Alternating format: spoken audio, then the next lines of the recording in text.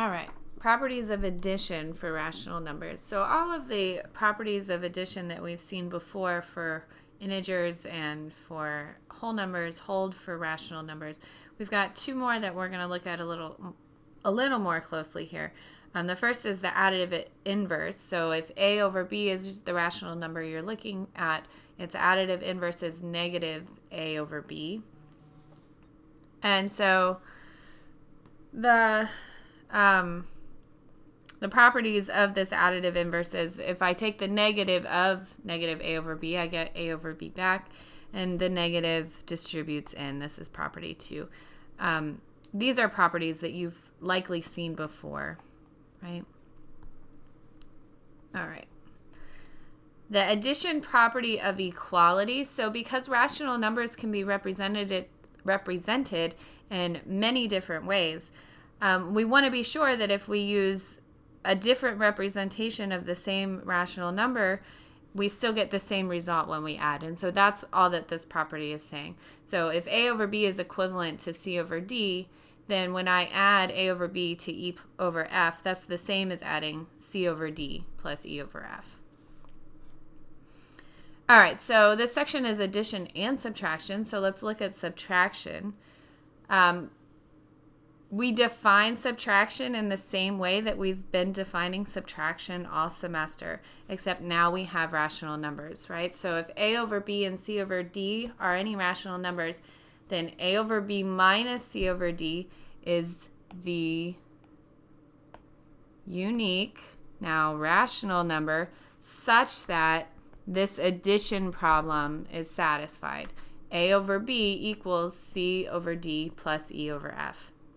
In general, our formula for subtracting rational numbers is the same formula that we use for adding rational numbers. We just rewrite the subtraction as adding negative c over d, okay?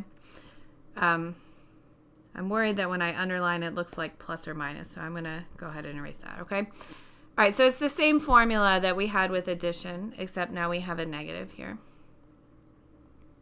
Whoops. Well, let's see if we can get it to turn the page. There we go. All right, so let's try doing some subtraction problems. So I want to start with 3/8 minus 1/4. If I just go straight to the formula, this is 3 times 4 minus 1 times 8 divided by 8 times 4, which is 12 minus 8 over 32. That's 4 over 32, and that reduces. They both have a factor of 4 on top and bottom, so I get 1/8. Now notice you could try to get a common denominator first. We know that 4 is 2 times 8. So if I write this as 3/8 minus, I'm going to multiply top and bottom by 2. So 1 times 2 over 4 times 2, that's 3/8 minus 2/8, which gives me 1/8. Okay, so you can do it either way. I want to see, for purposes of this class, your work in getting a common denominator like this. All right, what about dealing with subtraction or addition with mixed numbers? Well, I'm going to look at 2 ways of approaching this. So the first way we're going to look at is leaving them as mixed numbers first. So I could rewrite this problem as the whole parts subtracted, so 6 minus 4, plus the fractional parts subtracted. And now I'm going to do each of those subtractions. 6 minus 4 is 2.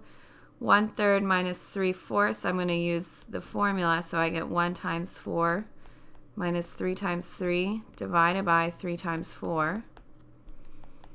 So 2 plus 4 minus 9 over 12.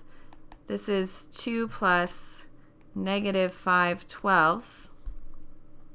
Well, now I need to do a little more addition. I'm going to rewrite 2 as 1 plus 1, and I'm going to write the second one as 12 over 12. Okay, so this gives me, I'm going to leave the 1. 12 over 12 plus negative 5 over 12 is 7 over 12. So I'm left with 1 and 7/12. So that's method 1. Method 2 is to just convert to improper fractions first and then do your subtraction. All right, so if I convert to improper fractions first, I'm going to multiply 6 times 3 and add 1, so that gives me 19 over 3 for the first fraction, minus 4 times 4 and add 3, so that's 16 plus 3, which is again 19 over 3. Oops, over 4, sorry.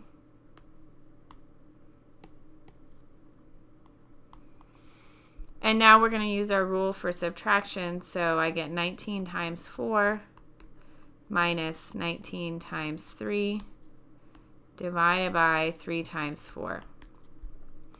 Now I could find out what 19 times 4 and 19 times 3 are, but here I'm going to be a little bit clever. In each of these terms, I've got a 19, right? So let's pull that 19 out front. And what am I left with? I have 4 minus 3 all over 12. And 4 minus 3 is just 1. So I have 19 over 12. And now if I'm given a problem with mixed numbers, I should give my answer back as a mixed number. So 19 over 12, I want to write 19 as 12 plus 7 over 12. And you can see I'm going to get 1 and 7/12 there. All right. Either method is fine. I think, generally speaking, the second method is a little bit easier. You're a little less likely to make a mistake in the second method. But, of course, you can do it using the first method also. All right. So these problems are here just to give you some practice with adding fractions. What I'd like you to do is pause the video and try these 4 problems on your own first, and then come back and watch my solutions, okay? So I'm going to take a breath here for a second, and then I'm going to start working, but you should pause.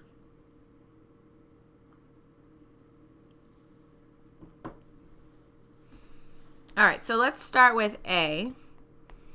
I'm just going to use the formula for adding fractions. So the formula says y times 3 plus 2 times y divided by 2 times 3. I get 3y plus 2y over 6, and that's 5y over 6. I'm going to go work down. So let's start with C here. Again, we just want to use the formula. So I get 2 times the quantity a minus b minus 2 times the quantity a plus b divided by a plus b times a minus b. I'm going to distribute here. So I get 2a minus 2b minus the quantity, if I just distribute the 2a plus 2b over a squared minus b squared, which is 2a minus 2b minus 2a minus 2b over a squared minus b squared. And now let's combine like terms. I have a 2a minus 2a, so that cancels on top. I'm left with negative 4b over a squared minus b squared. All right, I know that B is the trouble problem, so let's do D, and then I'm going to turn the page so I have a little more room to work on B. All right, so in D, you can use the formula, but here you might notice that it's not too bad to get a common denominator, right? I've got a 2x squared on my second fraction denominator and an x here, so I need to multiply the first fraction top and bottom by 2x.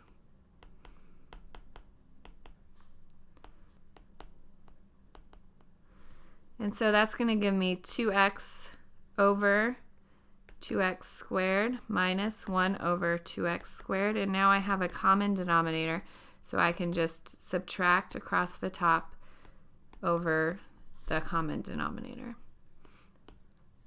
All right. Okay, let's look at B. Let me turn the page. So this problem was 2 minus x over 6 minus 3x plus 4 minus 2x over 3x minus 6. Now you can just use the formula for adding fractions to do this, but you might notice that your denominators are really close. The difference here between 6 minus 3x and 3x minus 6 is that the signs have changed on the 6 and the 3x, right? So what if I multiply that second fraction, top and bottom, by -1? So I'm going to get 2 minus x over 6 minus 3x plus -1 times 4 minus 2x over -1 times 3x minus 6. So what happens here? I get 2 minus x over 6 minus 3x plus -4 plus 2x over -3x plus 6. Right? But -3x plus 6 is the same as 6 minus 3x. I'm going to rewrite it here just to be overly careful. So plus -4 plus 2x over 6 minus 3x. Okay, so what happens here? Now I have a common denominator, so I can just add across the top. So I get 2 minus x plus -4 plus 2x all over 6 minus 3x. I get a 2 minus 4, so -2, and a minus x plus 2x, so plus x, over 6 minus 3x. All right, now the problem said we need to make sure it's in simplest form. So if there's anything I can factor out, I should factor it out. On the bottom, I can factor a 3 out, and I'm left with 2 minus x. Now that looks pretty close to what's on top, except, again, the signs are flipped, right? I've got a positive 2 on the bottom, a -2 on top, and a positive x on top, and a negative x on the bottom. So what if I factored a -1 out of the top? That's going to leave me with positive 2 minus x on top. And now I can cancel the 2 minus x, and I am left with -1/3. All right. That one was a little more involved. Okay, so you want your students to be able to estimate with rational numbers. So suppose that a 6th grade class is collecting cans, and they've brought the following amounts in pounds to take to the recycling center. How many pounds altogether does her group have? Well, you could look at these numbers, and first of all, what we're going to do is look at the whole numbers first. So this is front end estimation. So my whole numbers here are 1, let me use red, 1, 3, and 5. And here it's a 0 for the last one. So 1 plus 3 plus 5 is 9. And then when I adjust for the other fractions, which I've already shown you, we're just going to estimate those to either 0, a half, or 1. Okay? So 1/8 is closer to 0. 4/10 is pretty close to 5/10, which is a half. 7/8 is closer to 1, and 6/10 is again closer to a half. And so when I make that adjustment, that's about 2. So the total amount is close to 11. So that's our estimate. Okay, so let's try making some estimations here. So 27 over 13. Well, that's pretty close to 26 over 13, which is 2. So we're going to estimate that to 2. 10 over 9 is pretty close to 1. So we're going to estimate that to 1. And so this is about 3. To estimate the second one, we're going to say, well, 3 and 9/10 is pretty close to 4, right? I've got 3, and then 9/10 is close to 1. 7/8 is also close to 1, so we're going to estimate 2 and 7/8 to 3, and 11/12 is close to 1, so we'll estimate that to 1. So this is about 8. You want your students to get comfortable with estimation because it will help them identify if their answers are reasonable or not. So let's look at this example. A student added 3/4 plus 1/2 and got 4/6. How would you use estimation to show this answer could not be correct? Well, if we're estimating,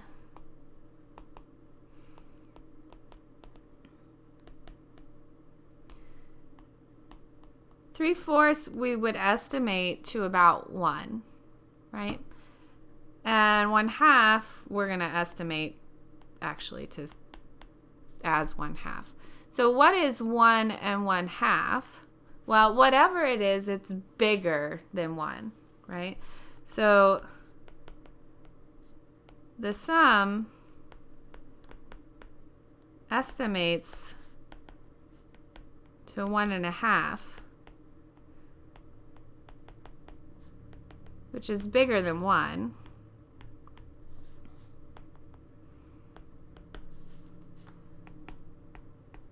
But an answer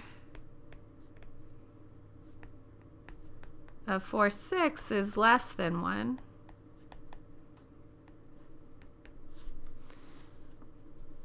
Right, so their answer doesn't really estimate to, their answer doesn't really match what our estimate is.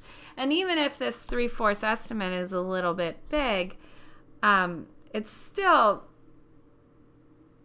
not too big, right? 3/4 has got to be somewhere between 1/2 and 1, right? So even if we estimated down to 1/2, we would estimate to something that's at least 1, but an answer of 4/6 is still less than 1.